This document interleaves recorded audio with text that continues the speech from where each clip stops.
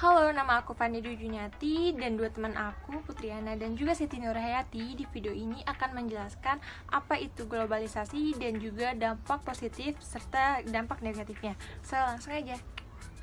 Kata globalisasi berasal dari kata global, yang artinya universal. Secara etimologis, globalisasi berasal dari kata globe, yang dalam bahasa Inggris yang artinya adalah dunia. Maka dari itu, globalisasi dikenal dengan istilah globalization, yang berarti proses mendunia.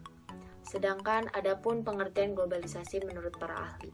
Yang pertama itu ada menurut Salo Sumarjan. Ia mengatakan bahwa globalisasi merupakan suatu proses terbentuknya sistem organisasi, sistem komunikasi antar masyarakat yang ada di seluruh dunia. Yang kedua itu ada menurut Ahmad Suparman. Ia menjelaskan bahwa globalisasi merupakan suatu proses yang menjadikan suatu benda atau suatu perilaku menjadi ciri khusus pada setiap individu di dunia, tanpa adanya batasan wilayah apapun. Dan masih banyak lagi pengertian globalisasi menurut para ahli.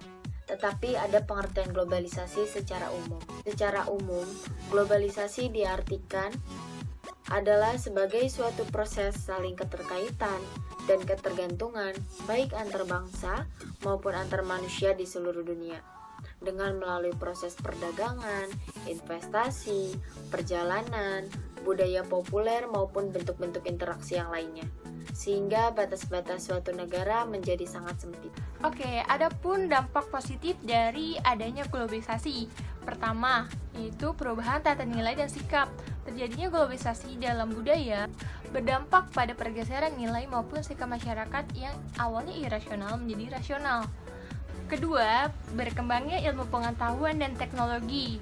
Perkembangan ilmu pengetahuan dan teknologi ini tentu berdampak pada kemudahan dalam beraktivitas serta mendorong untuk berpikir lebih maju. Ketiga, peningkatan taraf hidup yang lebih maju.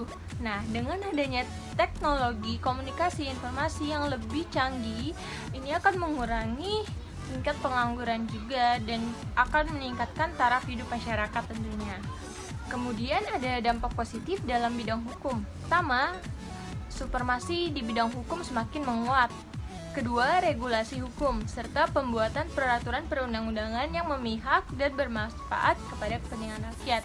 Ketiga, itu semakin menguatnya tuntutan terhadap tugas-tugas penegak hukum yang lebih profesional, transparan, serta akuntabel. Kemudian ada dampak positif dalam bidang sosial budaya, yaitu semakin meningkatnya pembelajaran terhadap tata nilai budaya, sosial, gaya hidup, pola pikir yang lebih baik, serta ilmu pengetahuan dan teknologi dari bangsa lain yang lebih maju, akan mempengaruhi bangsa yang lainnya juga.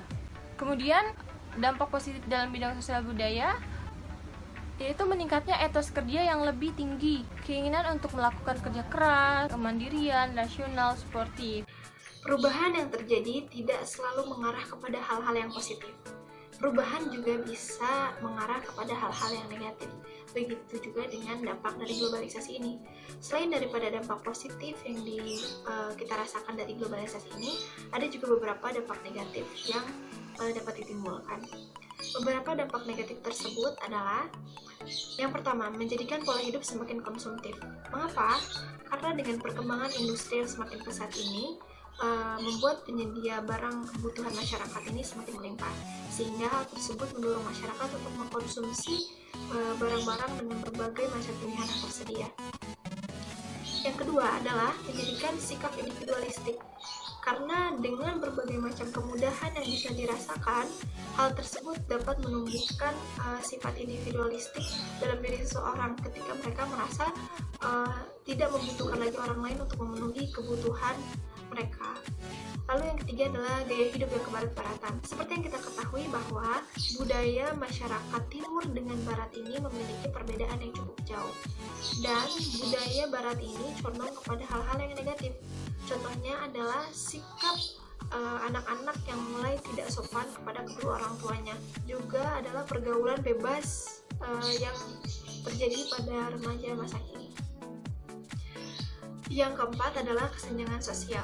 Seperti yang kita ketahui bahwa tidak semua kalangan masyarakat bisa mengikuti perkembangan dari globalisasi ini, sehingga terdapat beberapa jurang pemisah antara individu dengan individu lainnya yang menyebabkan kesenjangan sosial terjadi pada masyarakat.